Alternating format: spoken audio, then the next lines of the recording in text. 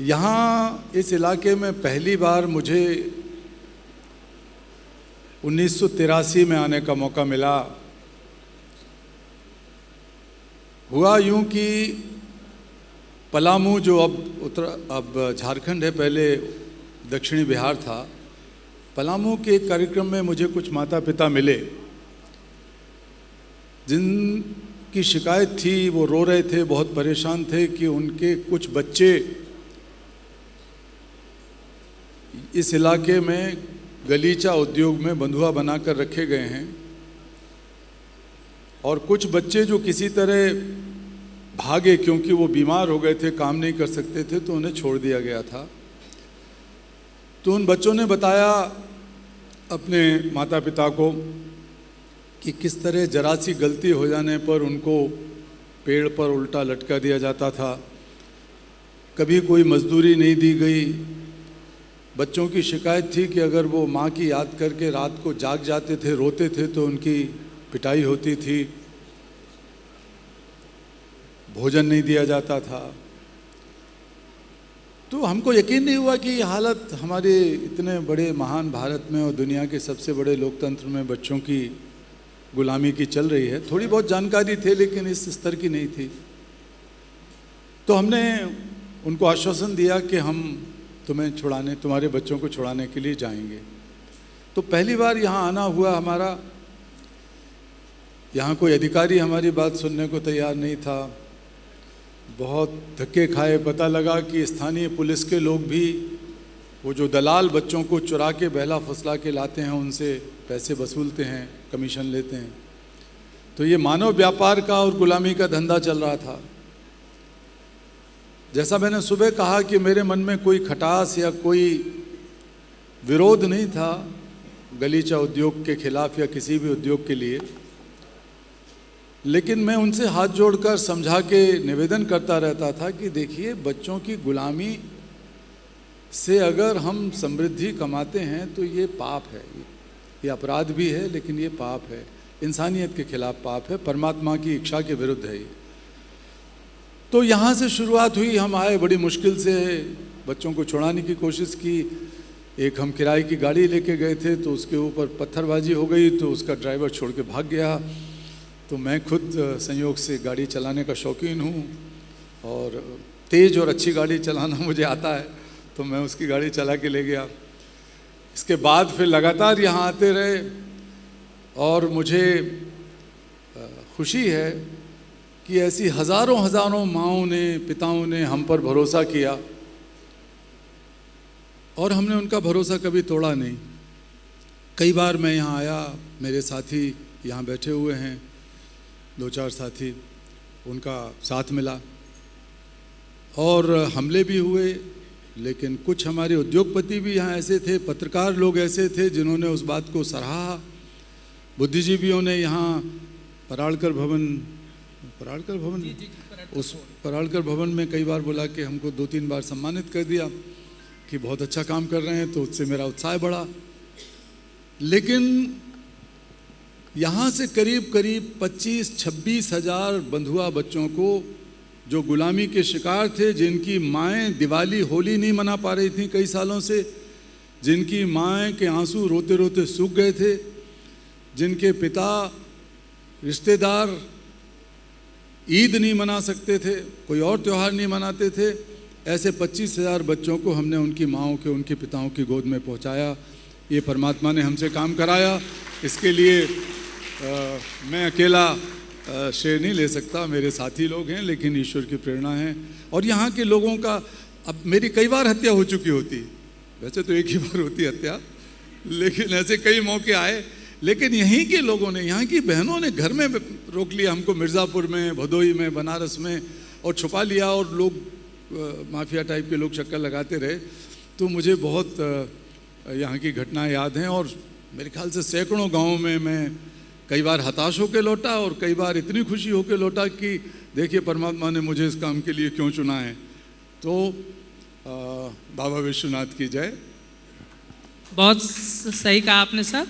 हाँ। और आपने बालकों में, बच्चों में ईश्वर को देखा, और मैंने आपकी जब आत्मकथा पढ़ रहा था और मैंने जब चर्चा किया एक दो लोगों से, तो ईश्वर पे आपका बड़ा अगाध विश्वास है। आप हनुमान जी के भी भक्त रहे, माता जी के भी भक्त रहे, माँ दुर्गा के। और जब आप जब लंच कर रहे थे तो मैंने सुना कि आप कह रहे थे कि प्रतिदिन आपके आश्रम में यज्ञ होता है और धर्मपत्नी जी वो घर पे यज्ञ करती हैं। तो निसंदेह जो ये धर्म है, जो ये आस्था है, इसने आपके संकल्प को कितना दृढ़ किया? देखिए, धीरे धीरे करके मुझे ये भरोसा हो गया। जैसे अभी सुबह मैंने ही उदाहरण दिया, किसी और ने भी कहा था कि ईशावास्यम इदम सर्वम यत्किंच जगत्याम जगत। ये उपनिषद का वाक्य है और ये यजुर्वेद में भी है, ईशोपनिषद का पहला मंत्र है। तो ये कितनी गहरी बात कहता है कि हर किसी में, संसार के हर कण में परमात्मा का निवास है, ईश्वर का निवास है। वो चल में, अचल में, जड़ में, चेतन में, सब जगह किसी न किसी रूप में ईश्वर का निवास है। ईशावास्यम इदम सर्वम, यहाँ भी है और सब जगह है। तुलसीदास ने भी लिखा, सिया राम मैं सब जग जानी, करहूँ प्रणाम जोड़ जुग पानी। तो मुझे इस पर यकीन हो गया कि अगर परमात्मा सभी के अंदर नहीं है तो फिर परमात्मा को ढूंढ पाना मुश्किल है। एक घटना सुनाता हूँ। एक बार मैं 15-16 साल का था, नहीं 17 साल का था। विदिशा मेरा छोटा सा शहर है लेकिन बड़ी ऐतिहासिक जगह है। तो मेरा परिवार भी साधारण परिवार था। मेरे पिताजी पुलिस में कांस्टेबल थे और जिनकी जल्दी मृत्यु हो गई थी। तो हमारा घर सामान्य घर था। तो कई बार मैं अपनी यहाँ बेतवा नदी हमारे पड़ोस में, वहाँ जाता था नहाने के लिए सवेरे, छुट्टियों के दिनों में खासकर। तो एक दिन वहाँ झुग्गियों में, पास में झुग्गियों से गुजरना पड़ता था, किसी के कराहने की आवाज़ आ रही थी। तो मैं रुका और पास में जाके मैंने खड़ा हुआ तो बहुत बदबू उसमें से आ रही थी, झुग्गी में से। तो मेरी उत्सुकता बढ़ी तो मैं और नीचे अंदर झांक के देखा मैंने। तो देखा कि वहाँ एक कोढ़ी आदमी, जिसके पूरे शरीर में से बहुत ही, जिसे कहते हैं कि पानी निकल रहा था, सड़ा हुआ सा शरीर था और सब में बदबू आ रही थी। वो खिसक के इधर आगे की तरफ बढ़ने की कोशिश कर रहा था। तो मुझसे नहीं रहा गया, मैं अंदर चला गया। तो वो बहुत गुस्से में आया, मुझे गालियां देने लगा, माँ बहन की गालियां दी उसने। तो मैं पीछे हट गया। फिर 5-7 मिनट बाद कोशिश की मैंने, तो फिर उसने गालियां दी, बल्कि तब तक वो खिसक के लाठी उठा चुका था। तो वो लाठी फेंक के मारने की कोशिश कर रहा था। उसके हाथ ठीक थे लेकिन आंखों में से सब पानी चू रहा था, आंखों में से, गले में से, मुंह में से सफ़ेद सफ़ेद हो गया। तो मैं खड़ा रहा बाहर और मेरे मन में आया कि इसके अंदर भी परमात्मा होना चाहिए। तो इसके अंदर जो परमात्मा है, अगर मैं उसको पहचानता हूँ और भरोसा करता हूँ हमारे वेदों के ऋषियों पर या रामचरितमानस की चौपाई पर, तो मुझे डरना नहीं चाहिए, कुछ ना कुछ करना चाहिए। फिर आगे बढ़ा, फिर वो गालियाँ दी। तो फिर मैं बैठ गया। फिर वो झांकता रहा मुझे। मैंने कहा कि मैं तुमको कुछ खाने का इंतज़ाम करता हूँ और पानी से साफ़ करूँगा। वो गालियाँ देता रहा, मैं पानी से बाल्टी ला के उसे साफ़ करता रहा। मारने की कोशिश भी उसने 2-4 बार की। मैंने कहा पीट ले वो, लेकिन मैं इसे परमात्मा की संतान समझता हूँ, इसमें भी परमात्मा देखता हूँ। तो रोज़ रोज़ मैं ये करने लगा तो रोज़ गालियाँ खाता था। और अब वो रोटी खाना सीख गया तो उसकी भूख भी बढ़ने लगी जब स्वस्थ होने लगा। तो मेरे घर में ये हालत नहीं थी कि मैं कई रोटियाँ ले जाऊँ। तो मैं अपने खाने की रोटी मुझे मेरी भाभियाँ वगैरह देती थी, तो मैं उसमें से 2-3 रोटी चुरा के ले जाता था। 1 या 2 रोटी खुद खाऊंगा, 4-5 रोटी उसको खिलाऊंगा। ऐसे रोज़ करता था मैं। और वो रोज़ मुझे गाली देता था, लेकिन मैं रोज़ उसका एक आनंद लेता था कि ईश्वर मेरी परीक्षा ले रहा है भीतर से। इसके भीतर जो ईश्वर बैठा है वो मुझसे चाहता है कि मैं कितना संकल्पवान हूँ, ये ईश्वर तय करा रहा है। तो इतनी गहरी आस्था थी मेरी। तो फिर वो थोड़ा ठीक होने लगा तो मैंने उससे कहा कि बाबा तुमको लेके अस्पताल चलेंगे और तुम्हारा ढंग से इलाज कराएंगे। तो पहली बार उसने मुझे गाली नहीं दी, 10-12 दिन के बाद की बात है, और मेरा हाथ पकड़ लिया जब मैं जाने लगा। तो मैंने कहा कल मैं एक ठेला लेके आऊँगा, हट ठेला, उसमें रख के अस्पताल ले जाएंगे हम 2-3 दोस्त मिलके। तो उस आदमी ने छोड़ा नहीं मेरा हाथ और मुस्करा के देखने लगा। मुझे जब वो मुस्कराया तो अजीब लगा मुझे। मैंने सोचा कि ये आज मेरे ऊपर परमात्मा मुस्करा रहा है, परमात्मा इतने दिन से मेरी परीक्षा ले रहा था, आज मुस्करा दिया। तो मैं एकदम भावुक हो उठा, आंसू आ गए मेरे। उसने मेरा हाथ पकड़ा, बोले तू कहाँ जाएगा बेटा, तू तो भगवान है। मैं उसको भगवान समझ के ही पूजा कर रहा था ईश्वर की, वो मुझे कह रहा है मैं भगवान हूँ। तो मुझे पक्का यकीन हो गया कि वो परमात्मा इनमें भी है, इनमें भी है, इनमें भी है, आप में भी है, सब में है। अगर हम उसमें परमात्मा नहीं देख सकते तो फिर हम मंदिरों, मस्जिदों, गिरजाघरों, गुरुद्वारों में परमात्मा ढूंढने की बेकार मशक्क़त करते हैं। जिसको आस्था है उसके माध्यम से परमात्मा तक पहुँचे, लेकिन सबसे पहले हमें प्राणी मात्र में, जीव मात्र में, पक्षियों में, पशुओं में, सब में, पेड़ों में, पौधों में, पहाड़ों में, जंगलों में, नदियों में उस परमात्मा का बोध होना चाहिए कि अगर कहीं वो तकलीफ़ में है तो परमात्मा हमसे परीक्षा ले रहा है कि उसकी तकलीफ़ को हम अपनी तकलीफ़ की तरह महसूस करें और उसको दूर करने में जुट जाएं। तो ये मुझे धर्म ने यही सिखाया, मेरे लिए यही धर्म है। बहुत अच्छा सर। 2 चीज़ें मेरे दिमाग में आ रहा था कि जैसे आप एक ब्राह्मण परिवार में जन्म लिए, आपका पैतृक जो टाइटल है शर्मा है, तो ये सत्यार्थी टाइटल आपने क्यों अपने लिए अपनाया? 1969 में, 1969 में पूरा देश और दुनिया गांधी जी की जन्म शताब्दी बना रही थी। तो मैं 15 साल का था। मेरे मोहल्ले में, मेरे शहर में बहुत सारे नेता लोग थे, हर जगह नेता होते हैं। तो वो बहुत ज़ोर शोर से भाषण देते थे। गांधी जी ने हमें सिखाया छुआछूत खत्म होनी चाहिए, ये भेदभाव खत्म होना चाहिए, इंसान एक होना चाहिए, छुआछूत विरोधी हैं हम लोग, छुआछूत आंदोलन चला रहे हैं छुआछूत के खिलाफ।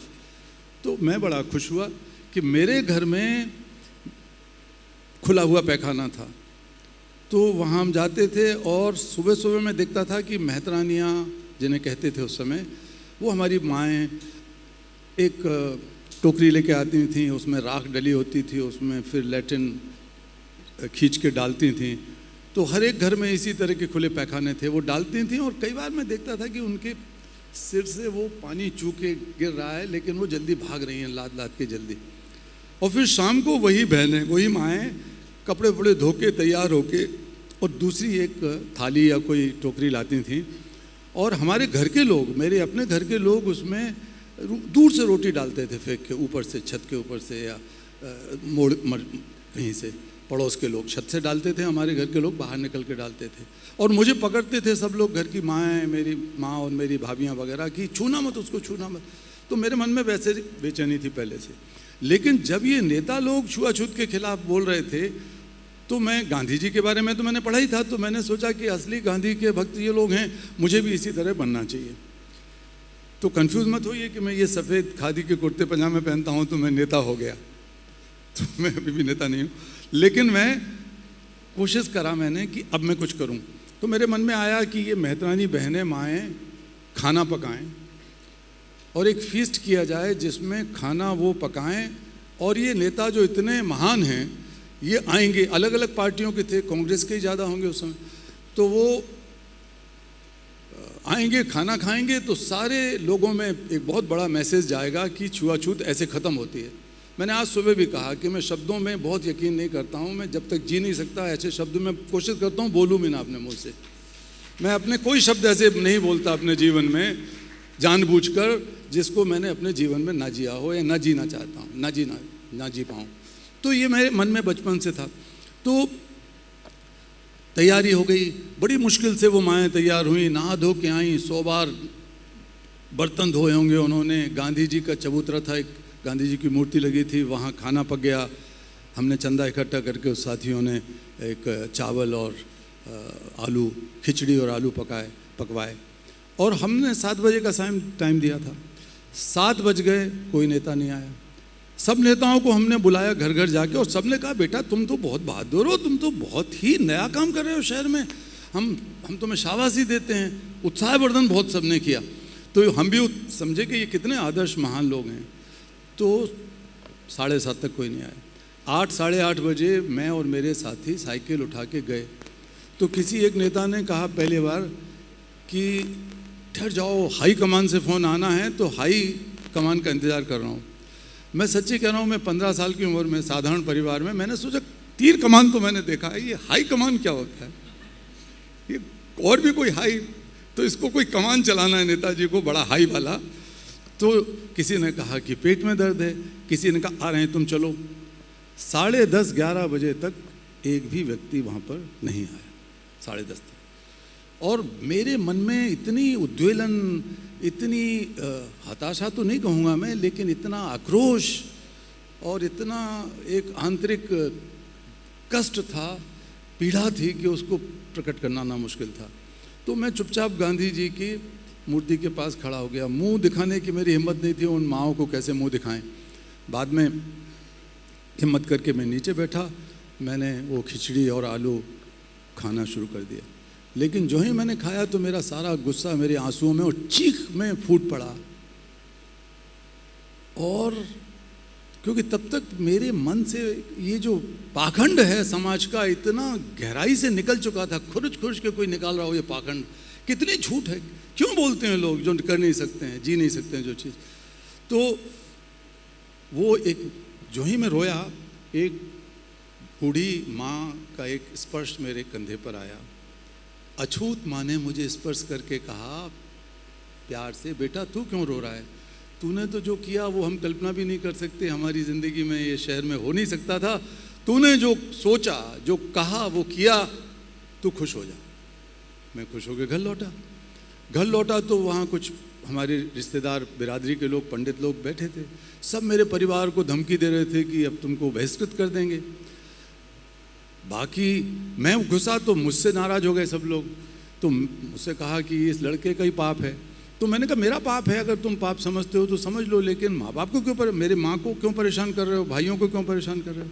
बहुत बहस हुई। फिर अंत में निकला कि इस लड़के को समझाओ, ये जाएगा हरिद्वार या जाएगा बनारस या प्रयागराज, गंगा में नहाएगा, नहा के इसकी शुद्धि होगी, 101 ब्राह्मणों का भोजन होगा, उसके पैर छुएगा, ये पैर धो धो के पिएगा, सिर पे डालेगा। तो मुझे तो, अब मैं 15 साल का था, आदर्शवादिता से भरा हुआ, आक्रोश से भरा हुआ नौजवान, और रात को इतनी बड़ी घटना पहले ही हो चुकी थी। मैंने कहा देखिए, मेला करते हो आप और मैं भी उनमें शामिल हूँ। साफ करती हैं ये महिलाएं, हमारी माएँ। अगर उनका बनाया खाना नहीं खा सकते तो आपको इंसान रहने की भी ज़रूरत नहीं है, क्यों ज़िंदगी।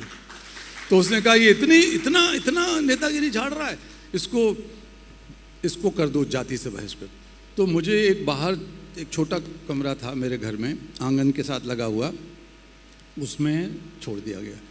उसमें मेरा कपड़े रख दिए उठा के, मेरी माँ ने रोते रोते बर्तन निकाल के रख दिए, क्योंकि मैं तो रोज़, एक छोटा सा घर था तो घर में माँ और भाई वगैरह सब बैठ के खाते थे हम लोग, भतीजे वगैरह। वो खाना मेरा बंद हो गया।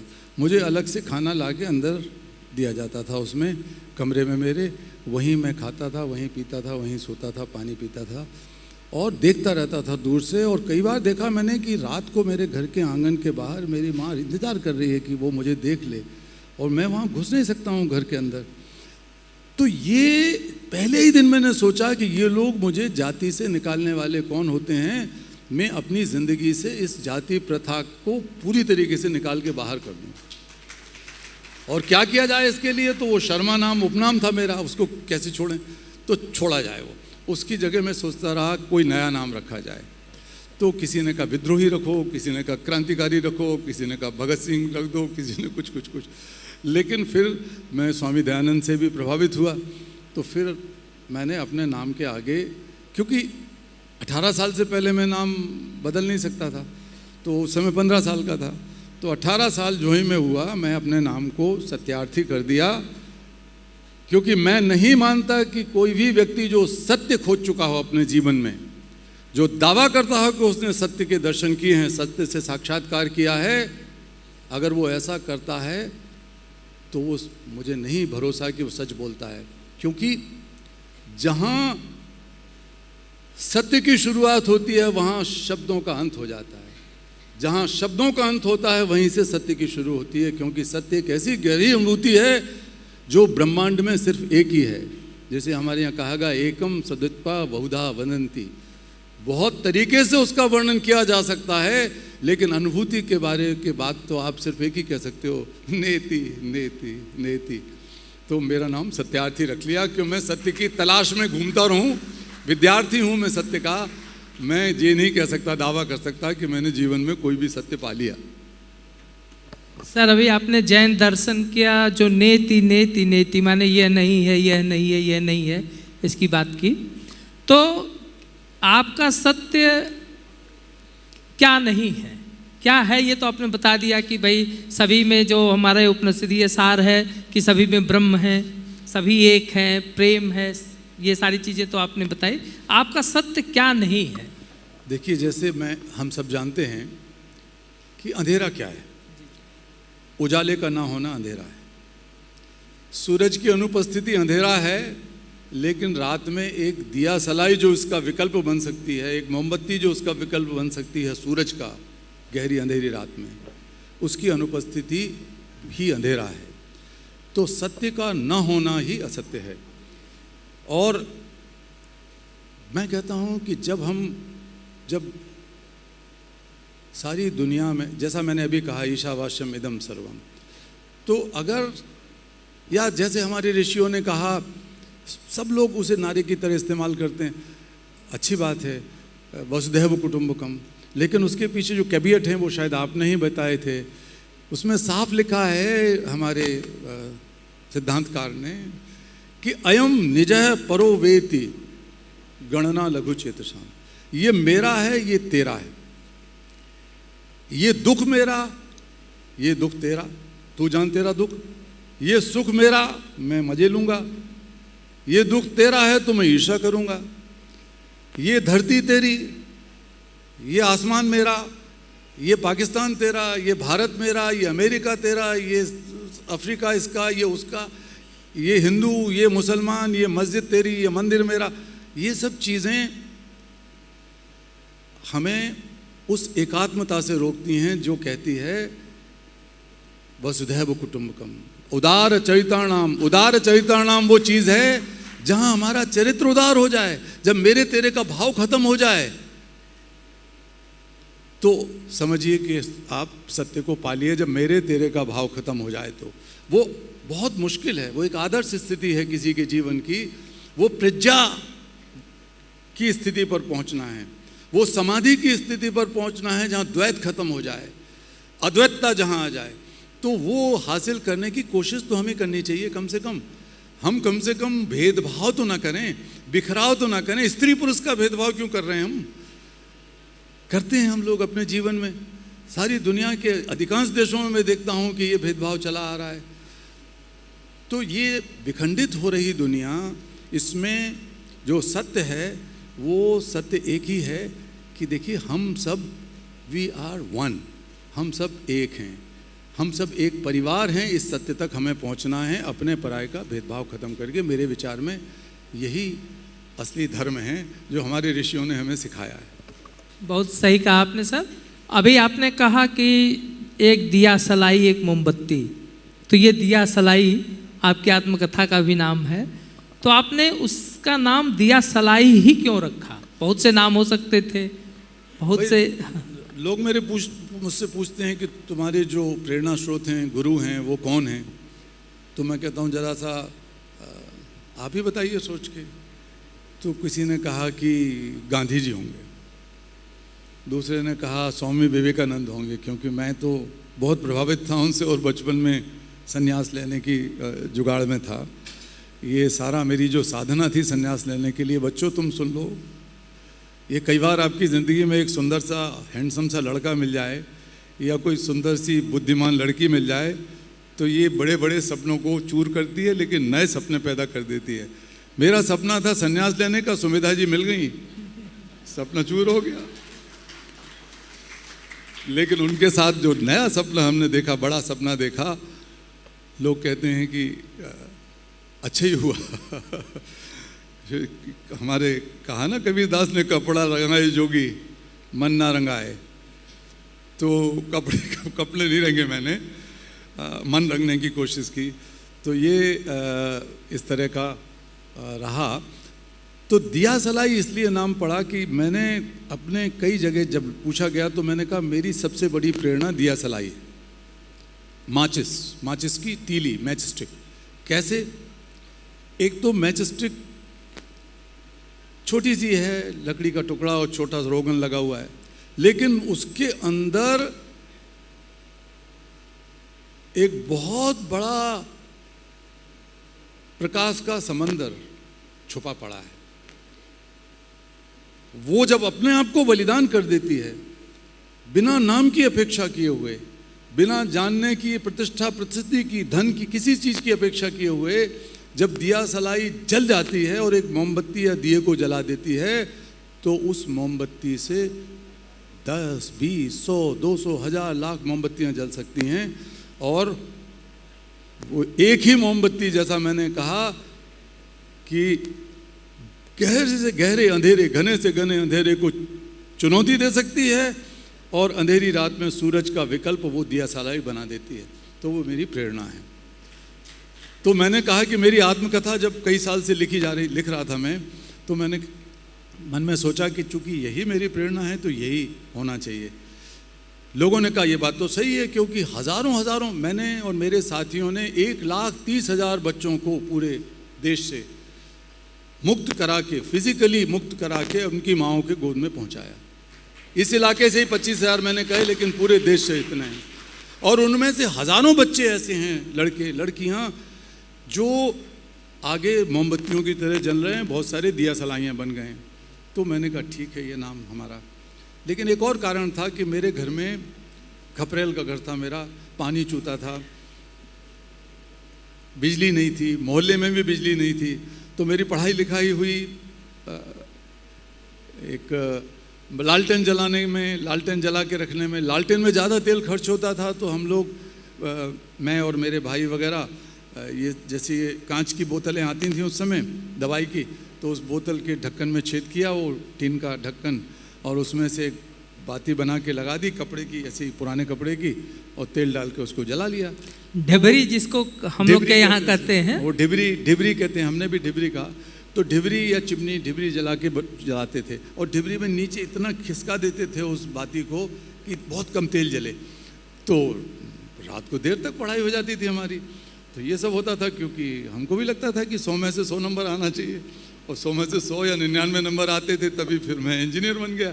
तो लेकिन वो हुआ दिया सलाई की वजह से। मैं कहता हूँ कि अगर कोई सच्चा नेता है, अच्छा कोई धर्मगुरु है, सच्चा कोई भी धर्म का धर्मगुरु, एक अच्छा इंसान भी है, तो बहुत कुछ सीख सकता है वो दिया सलाई से।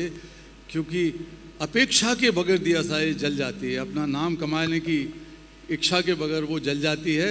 उसे तो लोग भूल जाते हैं, जलते हुए दिए पर ही कविताएं लिखी जाती हैं, कहानियां लिखी जाती हैं, तारीफ की जाती है। दिया सलाई को लोग भूल जाते हैं। तो वो कारण। सर, समय की अपनी सीमा है, तो 2 प्रश्नों का बहुत जल्दी जवाब चाहेंगे। एक तो आपको शांति का नोबेल पुरस्कार मिला, जो कि हमारे देश के लिए एक बड़ी उपलब्धि रही। तो कैसा महसूस हुआ उस समय आपको? दूसरा ये कि आपने कहा 100 में 100 नंबर, तो ये जो आज के एक जो बच्चों का एक मनोविज्ञान बढ़ रहा है, आज गला काट प्रतियोगिता चल रही है और सब कुछ पा लेने की अभिलाषा, 100 में 100 पा लेने की अभिलाषा, इन दोनों का जवाब मैं चाहूँगा सर आपसे। देखिए, पहला क्या था आपका? पहला शांति। हाँ, शांति का पुरस्कार। जब पुरस्कार की घोषणा हुई तो मुझे अपने कानों पे यकीन नहीं हुआ। एक पत्रकार का फोन आया, उन्होंने बहुत जोश के साथ कहा, कैलाश जी नोबेल प्राइज।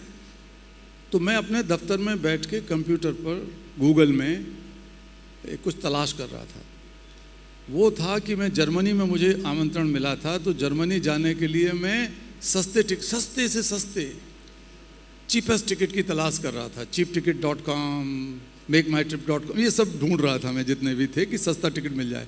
तो अचानक उस आदमी ने जब फ़ोन करके कहा तो वो इतने भावुक हो गए वो सज्जन की वो पूरी बात नहीं कह पाए कि नोबेल पुरस्कार तो भैया किसको मिला, क्या मिला।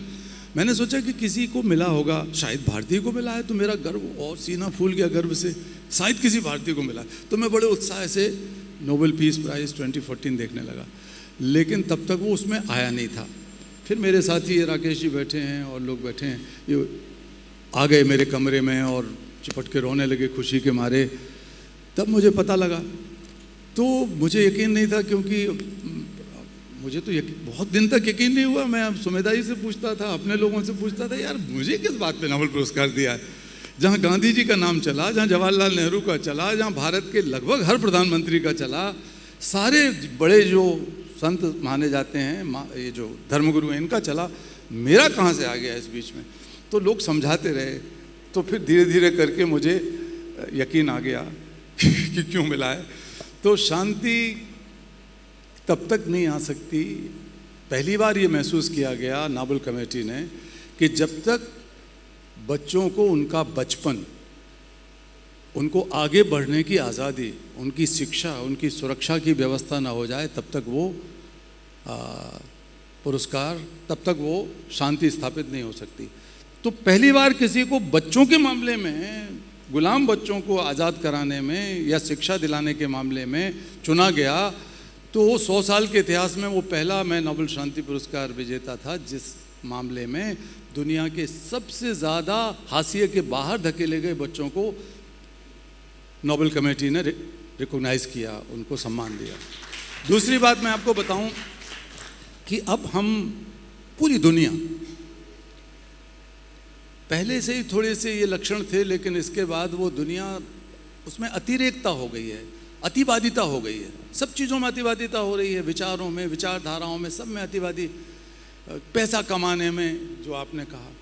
तो जो गला काट प्रतियोगिता है वो अतिवादिता ही है एक तरह की, कि दूसरों को पीछे धकेलो तभी आप आगे बढ़ोगे। और अगर आगे बढ़ के सबसे आगे पहुंच गए तो कई बार मैं मुस्करा के पूछता हूं अपने बच्चों से, नौजवानों से, कि तुम अकेले हो जाओगे यार तो क्या, किसके साथ हंसी मजाक करोगे?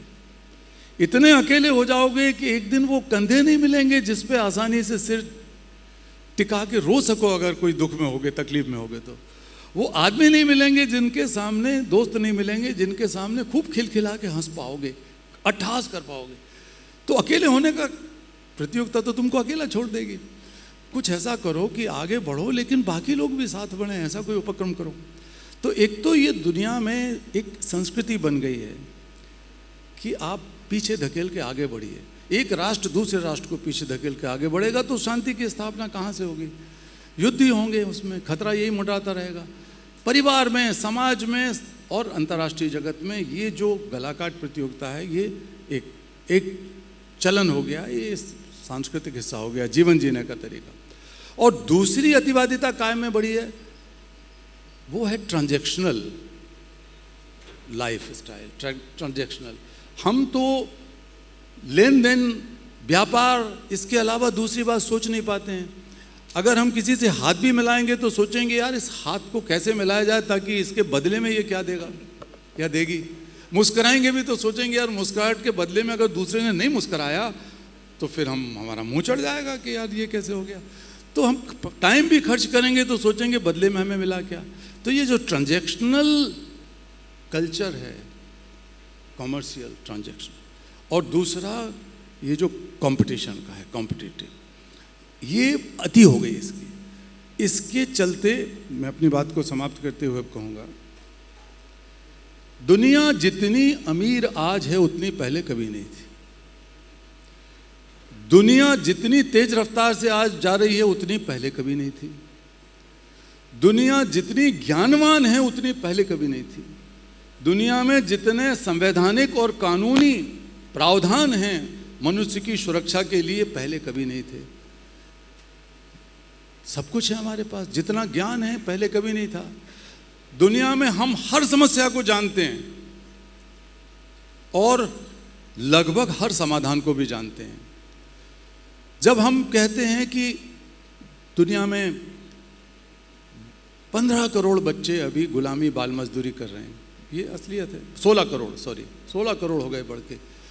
या 25 करोड़ बच्चे स्कूलों से वंचित हैं, या 47 करोड़ बच्चे ऐसे हैं जो बिल्कुल बेकसूर हैं, लेकिन युद्धग्रस्त क्षेत्रों में बम के धमाकों, ड्रोन की आवाज़ों, गिरते हुए बमों, खून खराबे, गोली बारूद बंदूक के बीच में सांस उनकी घुट रही है। ऐसे 47 करोड़ बच्चे संसार में जीने के लिए अभिशप्त हैं। तो ये क्या हो रहा है? हर सप्ताह में 1 खरबपति पैदा होता है दुनिया में। The world gives birth to 1 billionaire every week, और 80,000 बच्चे धकेले जाते हैं शोषण के अंधेरे में। तो ये सब क्या है? दुराभिसंधि। तो मुझे इस नतीजे पे पहुंचा मैं आपको भी बता दूं और मैं अपनी बात समाप्त करूं। कोरोना के दौरान बहुत अच्छी अच्छी बातें देखने को मिली, लोगों के मन की अच्छी भावनाएं, उनकी दया, उनकी करुणा, उनकी फिलैंथ्रोपी सब निकल आई। दूसरी तरफ ऐसे लोग भी देखने को मिले जो कि ऑक्सीजन के नाम पर हवा भर के बेच रहे हैं, खाली चीज़ बेच रहे हैं, लूट रहे हैं। जो एक दवाई की कीमत 10 गुनी 20 गुनी बढ़ा दी। ये जो मास्क लगाने के हैं जो 1 रुपये में 5 या 10 मिल सकते हैं, वो 20-20 रुपये में भी मिल रहा था कहीं कहीं। तो ये सब देखा मैंने आराम से रुक के, और मेरे मन में आया कि अब हम ऐसी दुनिया में पहुंच चुके हैं जिसमें अच्छाई है, हम जानते हैं, लेकिन दूसरी तरफ कोई ऐसी समस्या नहीं है संसार की, कोई। मैं उन समितियों में बैठता हूँ, यूनाइटेड नेशंस के सेक्रेटरी जनरल ने मुझे नियुक्त कर रखा है, जैसे सस्टेनेबल डेवलपमेंट गोल पूरा करने के लिए 17 लोगों की एक उच्चतम समिति है जिसमें 12-13 प्रधानमंत्री या राष्ट्रपति हैं, और मैं भी संयोग से वहाँ हूँ। साल में 2 बार हम बात करते रहे हैं। तो मैं कई बार कहता हूँ कि यार आप जो बातें करते हो, प्रधानमंत्रियों से मैं पूछ लेता हूँ, ये जस्टिन ट्रूडो उसके मेंबर हैं, ये प्रेसिडेंट मैक्रोन उसके मेंबर हैं, क्या आप ये बताइए कि क्या आप समस्या नहीं जानते हो क्या चल रहा है? अगर ये मान लीजिए कि शिक्षा नहीं मिल रही बच्चों को, ये समस्या है, तो दुनिया में सिर्फ 10 दिन जो ग्लोबल मिलिट्री एक्सपेंडिचर है, जो खर्चा हो रहा है हमारा युद्धों पर, उसके 10 दिन के पैसे से हम दुनिया के हर गरीब बच्चे को पढ़ाई, सुरक्षा और स्वास्थ्य मुहैया करा सकते हैं। कि ये इसका समाधान क्या है?